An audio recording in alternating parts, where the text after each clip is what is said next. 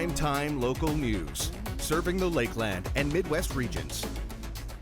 Colonial Days, it is finally here. The fair fever is in the air, along with plenty of clouds that are in the air. Josh Ryan, Abby St. John, another hour of Primetime Local News coming up after a very busy day we've had covering the parade and whatnot. Oh, definitely. I was up very, very early to get to the Lloyd X to do an interview and then come back to cover some parade footage and get a couple interviews with some parade goers, which was really cool. And the parade floats were awesome, and you know, it was just a fun time. And plenty of candy, of course, on hand for the kiddos. We'll have more on the parade over the course of this broadcast and just the experience for those that were there, as well as looking forward to Colonial Days. But first, let's go out to Eric Bay. Thanks, guys. Well, today we are down here at the Lloyd X grounds, and it is day one of this year's Colonial Days. Kicked off this morning, as you saw on our station, with the parade, and now we'll be here all throughout the rest of the week talking about what is going on down here throughout the next few days. And we're starting off here tonight with the Monsters and Mayhem Truck Show. That will be starting at 6. As you can see, they're already moving stuff in here for the pit party going on here at about 5:15 or so. So we're going to be previewing that, as well as checking out that Old Timers Cabin coming up here throughout the next hour of the show. So we're going to have more back from here, but first we are going to go back into the studio where Abby will have a look at your local news.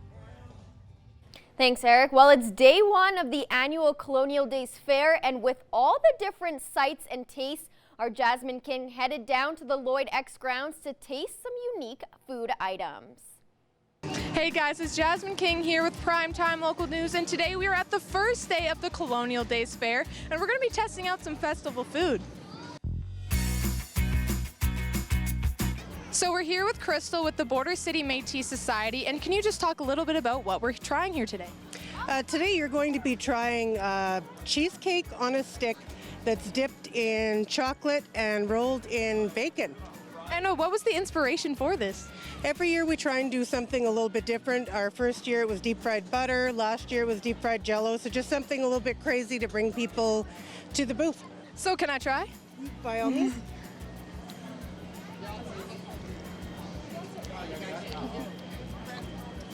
That is good.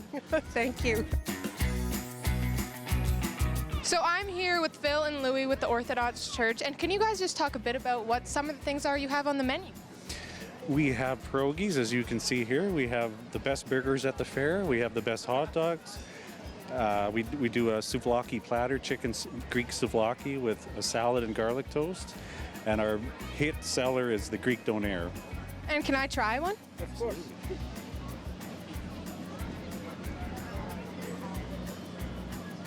Wow, those are really good. I really love the taste. So we're here with Allie with Lemon Heaven, and can you just talk a bit about what kind of lemonades you guys offer? We offer lots of different flavors. Two of our most popular are cherry and blue raspberry. We offer watermelon, strawberry, lime, iced tea. We have lots of different flavors. 3 new ones include tiger's blood, peach, and mango. So can I try? Of course. This one here is tiger's blood.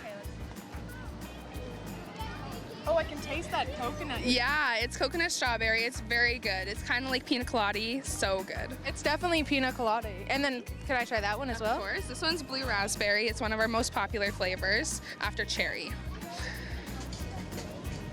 Oh, that's good. Yeah? Good twists on like classic lemonade. That wraps up day one of Colonial Days for us, and we got to try out a bunch of different foods today, including some pierogies, cheesecake on the stick, which is a pretty original idea I hadn't even thought of, and some flavorful lemonade. But that's it for today. We're going to be back tomorrow trying something new.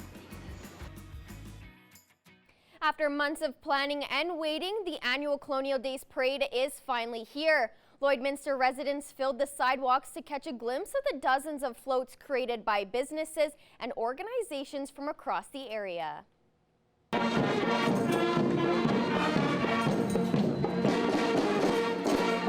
The the streets were filled with unique floats showcasing businesses and organizations in and around Lloydminster.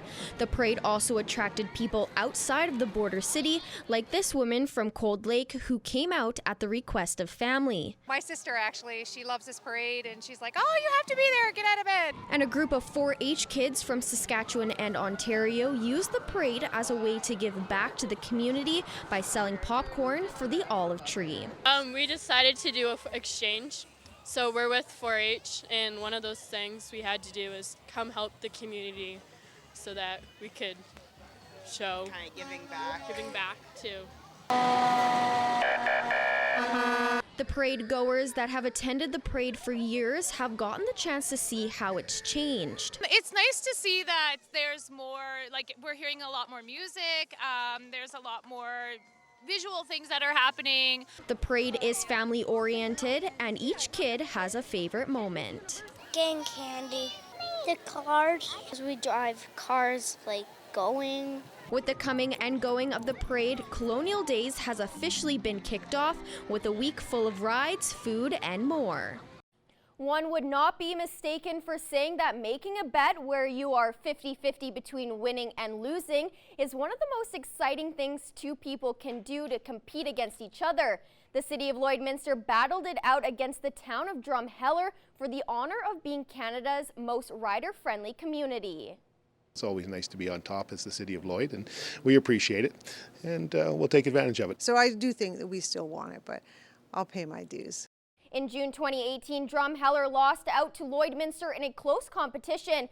The winning community would put the other's mayor to work cleaning local roadways.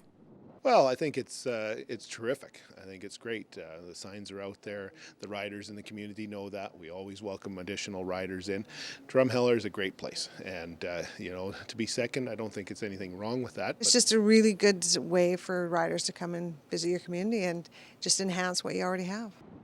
Mayor Kohlberg will be sticking around to pay her dues by serving at the pancake breakfast tomorrow morning. Young girls often dream of wearing a crown, and 19-year-old beauty queen JC Lloyd is living that dream as she's one of 59 girls in the running for the title of Miss World Canada. JC is from Cutknife and she represents the province as she holds the title of Miss World Saskatchewan. The ex-dancer is preparing for the Miss World Canada pageant in Toronto. I honestly just entered kind of on a whim, and I've always wanted to do pageants. I've had a dance background my whole life, so as soon as I saw it, I was like, better apply now. For the next couple weeks, we will be doing my finishing blogs, and we're hoping to do some more fundraising for our official charity of the pageant, which is the Children's Wish Foundation. I'm hoping to make a few more public appearances, just preparing. JC had her fair share of struggles, but she doesn't let that stop her as she advocates for mental health by giving back to the community.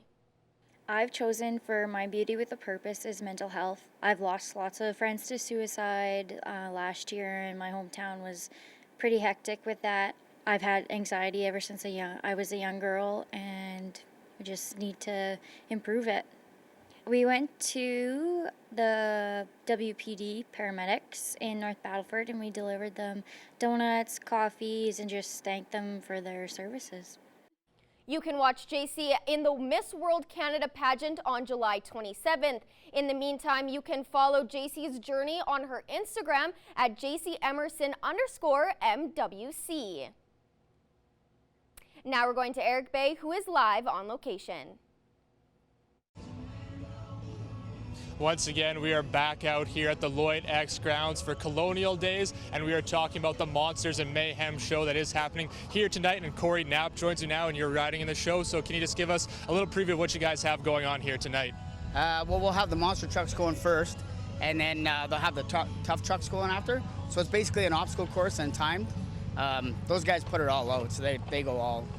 I don't think there'll be anything not wrecked today. And then after them, we take off and we race our quads. So it kind of gives people a little bit of a show of, like, you know, kids have quads and they get excited about it and stuff. So it's good. Yeah, no, awesome. Sounds like a ton of fun for sure. Now, actually, you do have some history here in Lloydminster. You fought here before, actually, so can you talk a little bit about that? Yeah, Travis and Mark used to own the EFC. It was Extreme Fighting Championship, and it was awesome. I loved coming here. Lloydminster is always really, really good to us. And then I don't know if the cooler's still around, but we'd have to go after the cooler, and it was a good time. And now this is actually your first time here riding in Lloydminster, so what are you looking forward to tonight, maybe just from the crowd or the experience in general? The crowd was always really good here. I know when I came here, I fought Mark Beaujolais. He's a local kid. The crowd was probably louder than any crowd I've ever been, so we're kind of expecting the same thing. Once we get out there racing and monster trucks get out, everybody will get really loud, and hopefully the young kids have the hearing protection on, and it'll be good. All right, awesome. Thank you for doing this, and have fun tonight. All right, thanks. Yeah, and that's all we have from here. Now we'll go back into the studio. Looking forward to some automotive destruction over there. Now, 23 is the current temperature here in the border city. A little bit of cloud cover, but we have had spurts of sunlight. We had a couple during the parade, a couple this afternoon, and now a little bit of sunlight right now. Again, still largely cloudy skies, and that will continue on for the rest of the evening. 31 degrees was our high back in 1995. We are above seasonal averages, or just above the seasonal average for this time of the year. So while we can't really complain, it would be nice to have that day, certainly. +4. That was a cold July in 2009. Next here, the watches and warnings map. As you can see, severe thunderstorm warnings and severe thunderstorm watches in effect, and largely a severe thunderstorm watch right around the Midwest region as well as in the Lakeland region. Again, you go further into Alberta and it extends past Edmonton. That shouldn't change for the next couple of hours. So again, despite a little bit of sunlight here or there, keep your eye out on that warning. Same thing goes in around Maidstone, North Battleford, Mackland, even up as northeast as Green Lake and is in Meadow Lake as well. Other current temperatures, 20 in Cold Lake, there's 18 out in Meadow Lake, and it's pretty warm still in North Battleford at 25 degrees. You look at Isle La Crosse earlier today, they were experiencing a little bit of rain. That is going on again now with a current temperature of 19. Provost at 28. Edmonton at 17 degrees and plenty of cloud cover there. Saskatoon still staying pretty warm rather at 25 degrees as more cloud cover will continue to make its way out east. 19 is the expected temperature tomorrow with a low of 13, and there is a strong chance of showers there, over 60% possibility of precipitation. That chance will go down Friday. There's still an outside chance though, even maybe thunderstorms there. Hopefully we don't see that on Colonial Days. 24 with a low of 11, then 24 with a low of 14 on Saturday, where there could be a fair amount of cloud cover still, but we're expecting large periods of sun. That's been your 3-day, 7-day forecast coming up later on in the show.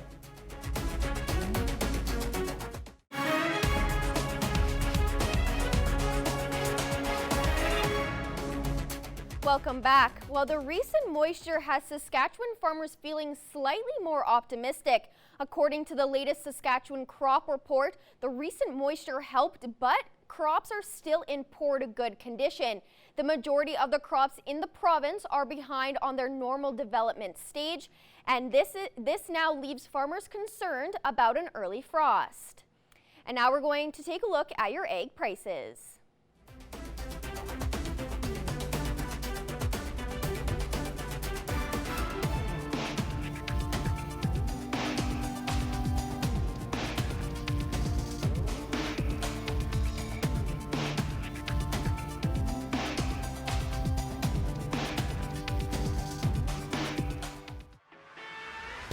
We're a part of less than 5% of Canadian auto body shops and Lloydminster's only locations with certified collision care recognition at City Centre Auto Body. The Women's World Cup has come to a close with USA reigning once again as back-to-back champions. While for Canada, their play at the international tournament was cut short in the knockout round with a 1-0 loss to Sweden. But that doesn't discount the immense growth women's soccer has seen in Canada over the recent years on all levels. Our Josh Park takes a look at the beautiful game and how one young player from Athabasca fell in love with soccer. And Lawrence gets a foot in, back for Rebecca Quinn, off the bar from Quinn, then Sinclair, it's Leon, and it's in on the line. It's not often you can say that the women's game has overtaken the men's in a particular sport, but for women's soccer here in Canada, that might just be the case. Whether it's the Hall of Fame record-setting career of Christine Sinclair, what a strike from one of the world's top strikers, and Christine Sinclair, or the young rising star in Jordan Huitema. For goal number 5, goal number 6. Hello and welcome, Jordan Huitema. Many factors have and are contributing to the increased popularity and skill in Canadian women's soccer, and that goes for all skill levels. This past weekend, Vermilion had the chance to host U15 girls provincials in the town. A full season of competition and commitment, all working towards a weekend of games. And according to the Vice President of Alberta Soccer, Danny Bowie, the growth of the women's game is being seen in all areas here in Alberta. I would say that if you look at the last 10, 15 years, the women's game has come on tremendously. It's gone from strength to strength. And I think you look at the technical ability of the girls, is really, I'd say it's probably outstripped the way the men's game has gone. One young player competing at provincials was 14-year-old Callie Bay. The Athabasca product is just one of many examples at how the game of soccer has grown in popularity here in the country. My best friend, actually, she's like, you should come play soccer with me. Like, it's fun. And so I was like, I want to play soccer this year. It was a friend that got her playing the sport, and now she's building friendships every season. Over the year, you've bonded, and like you just joke around a lot. So it's also a lot fun. Like, you joke on the sidelines, or you tease each other for your mistakes, and then you dump water on each other after the game. Like, it's all just fun. Technically, a lot of the girls are very good players. When you look at the the men's game is still more of a physical game.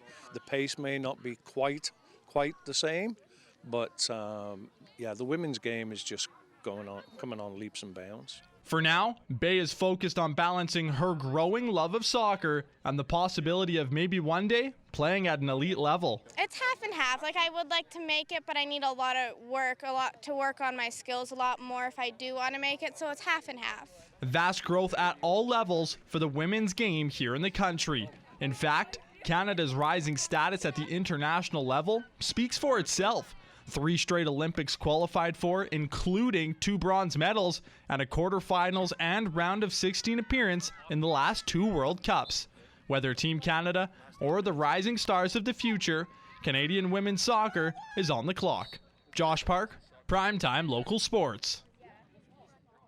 On the other side of the border, local soccer squads also found provincial success. The 15U boys Lloydminster Drillers took home Division II gold thanks to a 4-3 shootout victory over Swift Current after going scoreless in regulation. The championship took place in Prince Albert, where the Drillers had close games against each opponent prior to the championship tilt.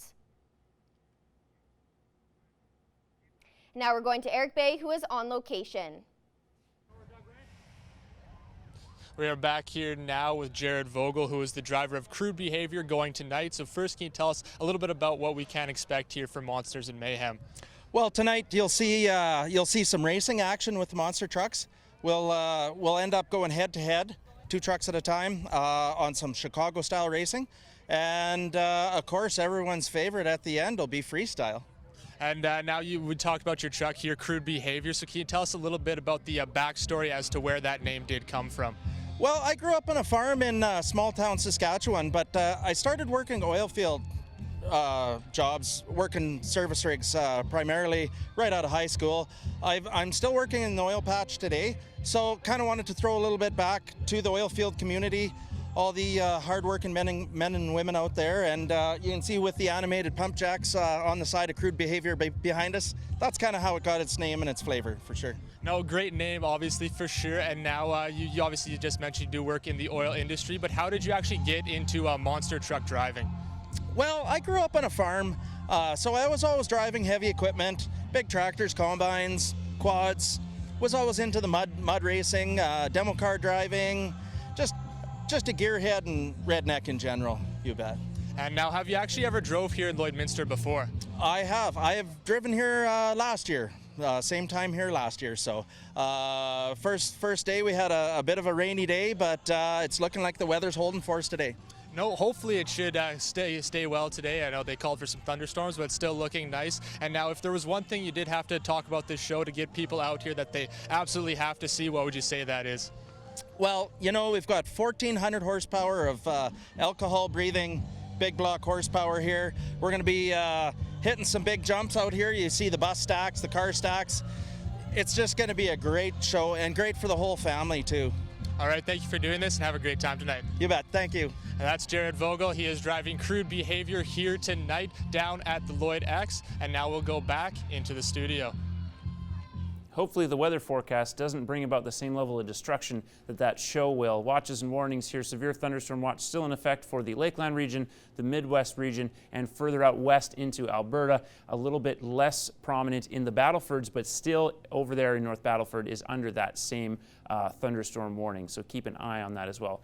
Go further up north to Green Lake, Meadow Lake, also in effect. Now, satellite and radar showing some of the heaviest cloud cover once again was in the Battlefords region, and we missed out on a low pressure system again coming up in the north that made its way a little bit past the Lakeland region but missed us here in the Midwest. Now, there is still more cloud cover coming over the next 24 hours, maybe even 48. Hopefully that won't be the case, but that'll be something to keep an eye on again over the next day or so. 20 in both Vegreville and Edmonton, as one or two of these areas will start to cool down over the next couple of hours. St. Paul at 19, Lac La Biche also sitting at 20 degrees. It's also 20 out in Green Lake and in Meadow Lake. St. Walburg at 19, Macklin and Provost a little bit warmer at 23 and 22 degrees.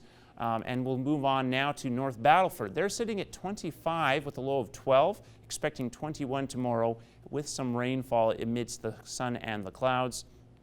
In Cold Lake, 20 degrees with a low of 12 overnight and possibly some thunder showers overnight as well. And then 20 degrees tomorrow with a mix of sun and cloud and maybe some rainfall with wind coming out of the west-northwest. Here in Lloydminster, again, 23 degrees, dropping down to 13 overnight where it's going to remain fairly cloudy. And we are expecting more rain tomorrow with a high of 19, so not quite as warm tomorrow. Wind again coming out of the north-northwest there. 24 on Friday, now a chance of rain, which is unfortunate to hear. A low of 11, then 24 and 14 on Saturday, 25 degrees on Sunday, 19 on Monday where it looks like we'll have some thunder showers there, then 22 on both Wednesday and on Tuesday with a low of 11 to finish things off. And now we're going to Eric Bay, who is live at the X Grounds. Once again, we are back out here for the first evening of Colonial Days, talking the Monsters and Mayhem. And I'm joined now by Doug Denance, who is the announcer. So first off, can you tell us a little bit about this show? I know there's 3 different parts to it. Well, I'll tell you, monster trucks always have a bunch of wild cards to it. There's 3 different parts with monster trucks when it comes to wheelie competition, as well as racing and monster truck freestyle. But we also have a couple of other acts as well, including quad racing. We call it XQR, Extreme Quad Racing. And we've got Tough Trucks. Tough Trucks originated monster trucks, and it's here with some of the best in Western Canada. And now you do talk about that. It sounds awesome. And now tons of obviously work was put in to get this show on the road. So can you talk a little bit about all the work that did go in behind all this? Well, you know, always you see the trucks and so on. There's lots of work that has to go on with them. They're about $250,000 a piece, and they carry about $25,000 worth of parts in the back to make sure they keep working. But the unsung hero is right behind us. I'm not talking about the school bus. I'm talking about this track. It's absolutely amazing. We've got obstacles all over the place, and a key to that with Monster Truck Freestyle is to try and use every obstacle. So they've set up a track like this that is going to be absolutely awesome for Monster Truck Freestyle. And now we did talk a little bit about off camera there about how you're just a huge fan of this sport. So can you talk a little bit about, you know, what a fan's going to get out of this and what keeps bringing you back and coming back here year after year? Well, you know, it's been about 38 years that I've been a motorsports announcer, and monster trucks are what it's all about for me. The sound of the truck just starting gives me that shiver up and down my spine because I know what I'm going to see. 10,000 pounds, 1,500 horsepower, 12 feet tall, and in between, well, who knows what they're going to do. Racing, wheelies, monster truck freestyle. How could you not love it? It's like rock and roll with engines, man. And now we are running out of time here, so can you kick us off for the show? Give us that good old starting cue. Sure. Ladies and gentlemen, Brown's Industrial Sales presents to you the big boys with the big toys and the big noise. This is Monsters and Mayhem. That is Doug DeNance, and now we're going back into the studio.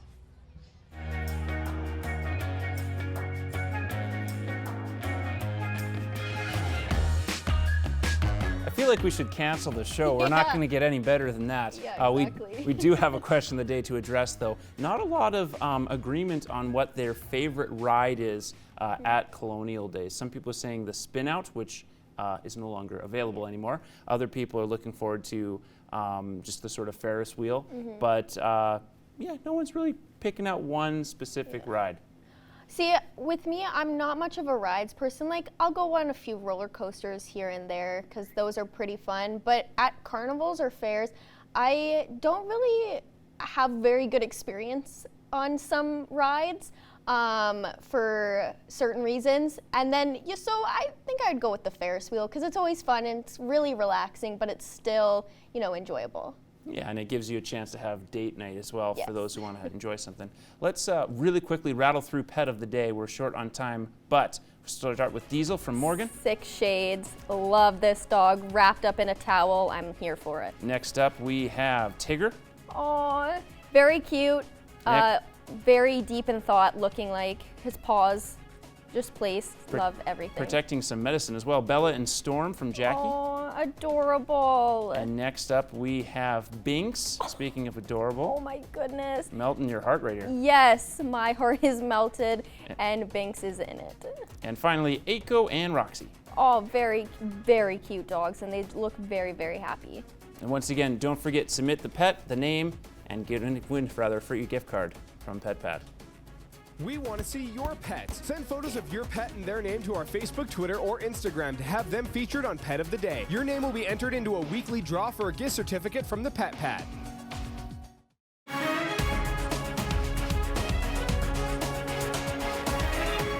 In studio with me are the legendary Dyer brothers in terms of volleyball fans in the area, Austin and Taylor, the head coaches of the men's and women's volleyball teams.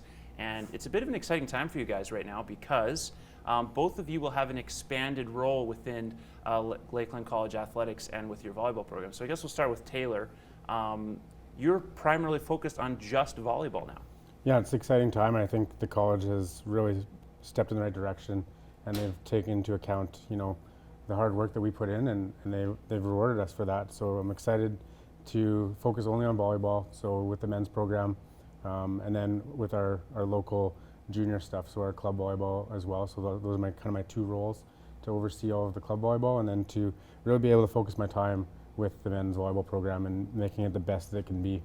So again, I'm super excited about that opportunity to really, my passion is volleyball, and to be able to make that my full-time job now is pretty incredible. And before this, you were working with students in residence as kind of your other side job, correct? Well, that would have been my full-time job before. Right. So I worked in residence at the college as a full-time job, and then the men's volleyball program would have been kind of my side thing.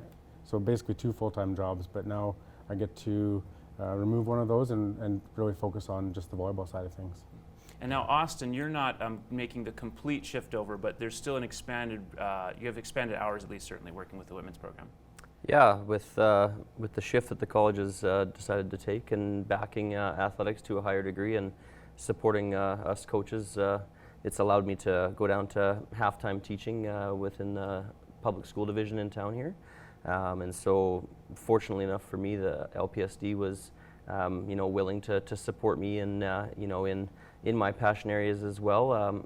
And they've always been a big supporter of me working with the college and working with the women's volleyball program, and so I'm very thankful and grateful to LPSD for that. And so I've gone down to halftime teaching, which will allow me to increase my hours working with the women's volleyball program and allowing myself to get in the gym. And the other big shift as well is the decisions that the college has made to back us to a higher degree. It will allow us to have more time at home, and so we'll be able to spend more time with our families and not have to work crazy hours when we're in season. Again, obviously, if we want to try to balance things a little bit better. So yeah, I'm really excited to be able to hopefully do both jobs to a higher degree. Yeah, I guess especially for the two of you who are both fathers of young children, that will obviously make life a lot easier.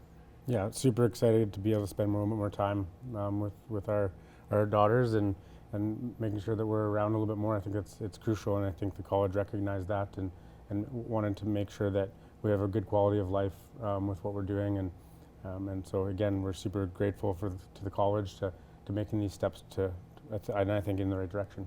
And really quickly, just you are going to be focusing more on the sort of club aspect with the club athletes, or are you going to be doing a lot more fundraising as well? So I'll have to do a little bit of both. So within, it's kind of a 75-25 split. So 75% is working with the men's volleyball program, and 25% we're working with our club athletes and overseeing that structure and how everything works, and then also fundraising to help increase funds within our athletic department. Okay, and that's obviously going to be crucial with the next couple of seasons. Obviously, with a changing federal government, provincial government, there's funding can obviously change, I guess, depending on what you're allowed to give each athlete and how much you have to fundraise for each athlete going forward. Yeah, our budgets can change at any point, really, and same with within the athletics department.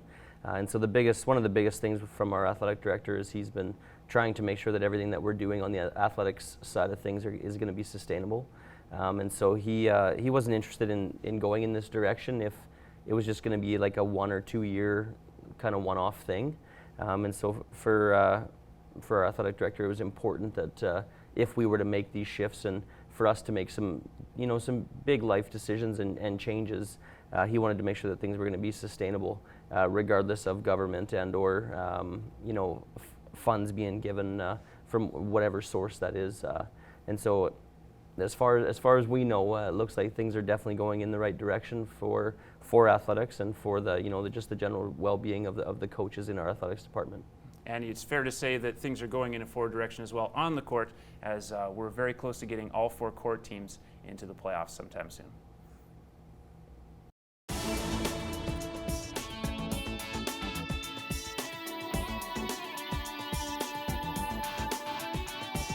Hey, it's Justin Marshall from Cool 101.3 in Bonnyville and Boom 95.3 in Cold Lake, and here's what's happening around the Lakeland. Well, coming up on Saturday, one of my favorite events of the year. It's the 9th annual Gear Grabbers Show and Shine Classic Car Show.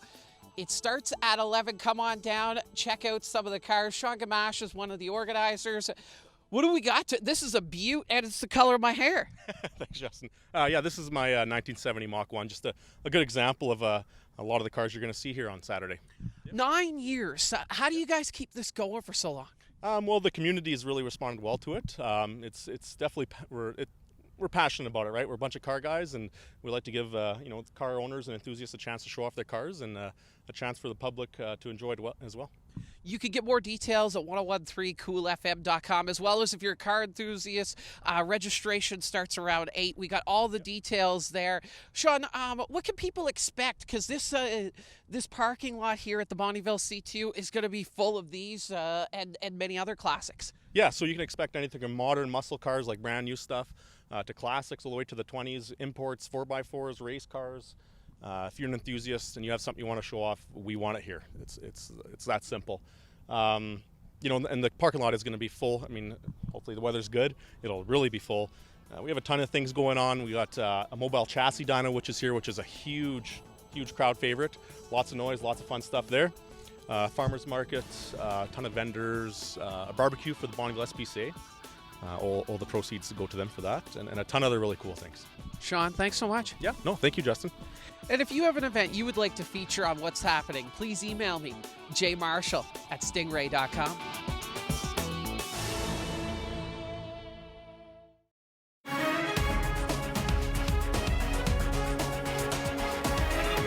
Stephen Page is joining me here tonight. We're at the Lloydminster exhibition for Colonial Days. You are the act kicking off the event. Welcome to Lloydminster. Happy to be here, thanks. Tell me what we can expect tonight. Well, I've got an awesome band with me. Many of you may know the band The Odds from Vancouver. They're the band playing with me. So we're doing a whole set of stuff going all the way back to my earliest records with Bare Naked Ladies to my newest solo stuff and maybe a little bit of Odds material too. So tell me about your schedule for the summer. Do you like to get out as much as you possibly can? I do. Summer's a great time to play. I love being able to play, especially here like outdoors when you can actually see people's faces and stuff, and as the sun goes down later, It's great. We get to play in the daylight. It's really nice, and I'm all over the place. I was in Calgary last week for Canada Day, and then I'm back to Niagara Falls after this, and then back to Edmonton next week. It's all over the place. And tell me about some of the songs, the Bare Naked Ladies songs. Do you get people that are trying to get you to play certain songs, and do you still play all of the hits in these shows? I play most of them. You know, there's a few that I don't, but for the most part, I play songs that you'll know, and that's the greatest thing, is to watch people singing along, or I really try to encourage people to bring all their memories with them to the show too. And tell me about your solo efforts, the last record. How does it feel to be not part of the group anymore, going as a solo artist and not actually being in touring with them? Well, it's been 10 years now, so it's hard for me to realize sometimes that it's been that long. But 10 years, I've been able to make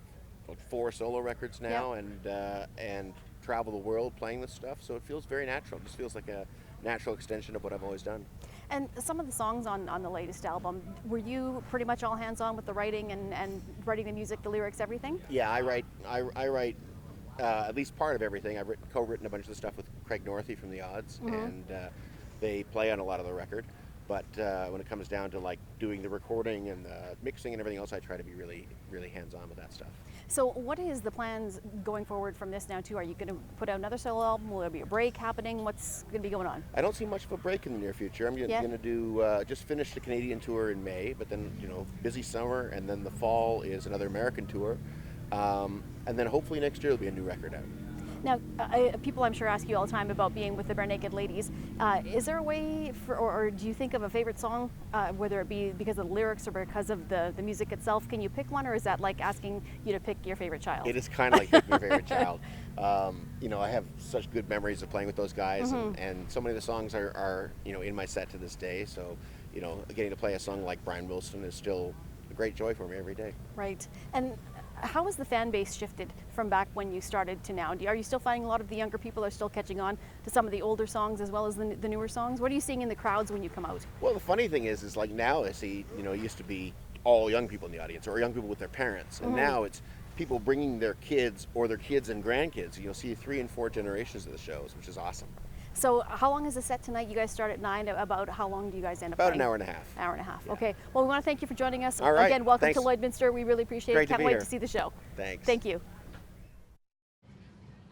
Once again, we are back out here at the Lloyd Exhibition Grounds for day 1 of our Colonial Days coverage. We will be here throughout the rest of the week, and we've been checking out all the cool stuff you do get to do here over the next few days. The weather has been holding off, which is good. I know they did call for some thunder showers in the forecast, but so far just a little overcast, but still pretty warm. Now, we were hanging out earlier at the pit party for the Monsters and Mayhem show, which is going tonight, and that will kick off here at around 6 o'clock, so in just a few minutes. And if you aren't able to make it tonight, you will still be able to make it tomorrow as well. They do this today and tomorrow, so both days. And again, looks like a lot of fun. Tons of different stuff involved with those monster trucks. Also those quad races going on as well. So here in the next hour, we're going to be here at the Old Timers Cabin, checking out what they do have in there and a few different stuff around here in Heritage Trail. But first, we are going to go back into the studio.